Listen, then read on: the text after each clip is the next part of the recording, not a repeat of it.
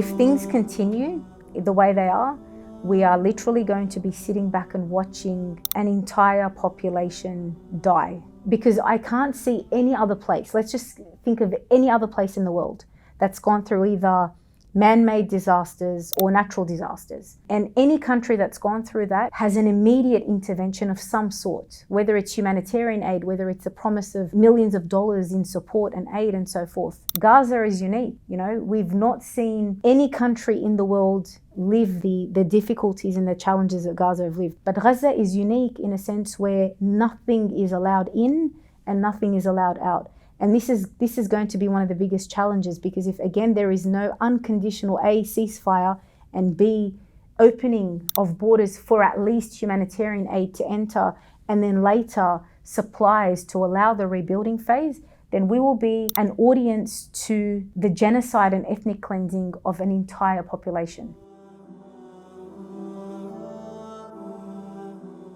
We have to bear in mind that the blockade's been imposed for the last almost 30 days, right? Meaning nothing can come in, nothing can come out. But also taking into account that there are still supplies. We have supplies in supermarkets, in warehouses and so forth that are still able to service community in whatever way, shape or form. Most organizations, I'm talking humanitarian organizations, are still tapping into those supplies. But we are aware things like canned foods and non-perishables are almost completely depleted at this stage. Things like fresh meats and so forth, obviously completely gone. We've been told as of this morning that there were approximately, with one of the projects that we were part of in the organisation, 3 million chicken eggs going through the incubation period, waiting either, to hatch, I guess, into chicken and more supply and so forth.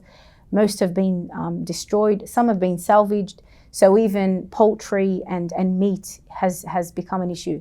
People are literally only reliant at this stage on wheats, ingredients that can help them make things as basic as bread or rice and so forth.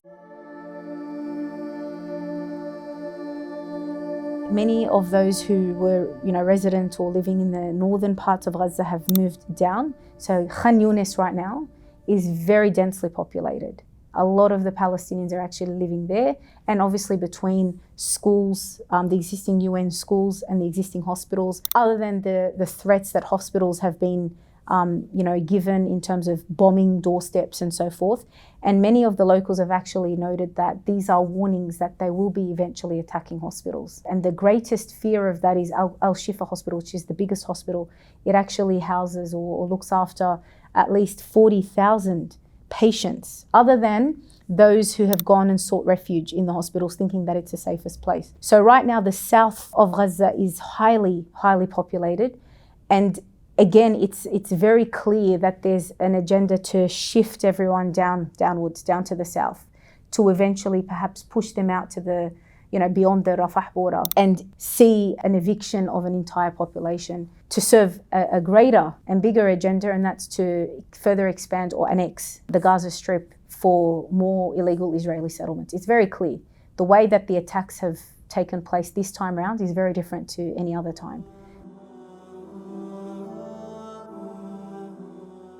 You got 2.3 million Palestinians living on a land no more than 365 square kilometers. That's why, again, when a residential building is targeted, we know that the minimum death casualty numbers would be at least between 1 to even 400. We know the Jabalia refugee camp had many blocks that are very closely built together. So the entire refugee camp is no bigger than 1 square kilometer. People lived in very tight, close proximity to one another. If we're to see them move further down to the south and eventually have it boarded up to seal them off even more, it's going to be a disaster. And in fact, it's going to be worse than the Nakba of 1948, because we need to take into account when 1948 happened, you had an existing population that was functioning, that was very wealthy, that was, the center of the world. My grandfather was involved in trade and he had businesses and he had, a beautiful home and so forth.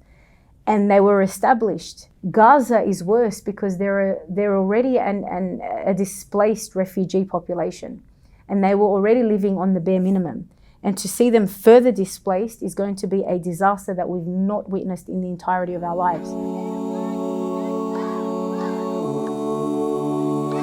So my advice to them would be, keep making dua. Do not underestimate this. And the moment we go through a state of helplessness or despair, which we all do, we are all looking at this as we've just gone around in one big circle over the last 30 days and nothing's happened. It's in fact getting worse. And we may fall into a state of, what's the point? I feel helpless. My contribution, whatever it is not going to go anywhere.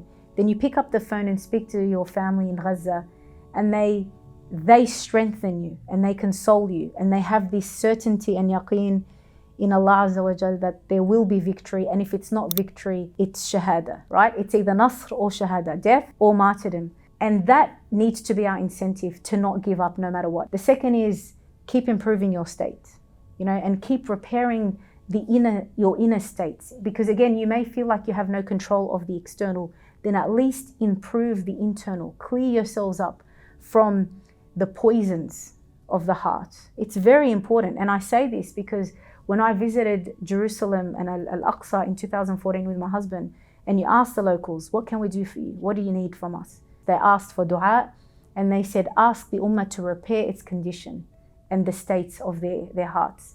Because Al-Aqsa is the thermometer of the ummah. When the ummah is in its peak of Iman, you see victory in Al-Aqsa. When it's at its lowest in Iman, you see defeat. The third thing is keep the donations and charities coming. It's very important that at the very least, we are still helping and aiding our brothers and sisters and preparing for that very difficult task of rebuilding. Yes, ask all the necessary questions. Make sure the organizations you are donating to are credible, they are licensed, and there are no issues, and then keep the rest to Allah subhanahu wa ta'ala. The other thing is keep putting pressure, no matter what it looks like, whether it's, calling up your MPs, writing the letters, putting pressure on our parliamentarians. Do not give up. And yes, be that annoying fly in the room, right? It doesn't matter whether your nagging and pestering is taking you or taking the cause any further. You just need to be part of that campaigning. Rallies and protests are very important. On their own, they're not enough. So advocacy and lobbying is multi-tiered and multi-layered. It's not just one. And the last thing I say is let's stop being a reactive community. We've been talking about Palestine for 75 years. We've been talking about it for 16 years in terms of the blockade on Gaza. Why do we need to wait for the bombs to drop on Gaza in order for us to be proactive? We need to be proactive 365 days a year. And we can't let the cause die when the trend is over. This is my biggest concern. When the trend is over and the bombs have stopped, we forget about Palestine. We cannot forget about Palestine. Humanitarian aid and all that are band-aid solutions. We need to address the issues at its core, and that means we need to keep at it for 365 days a year. It can't just be a trend.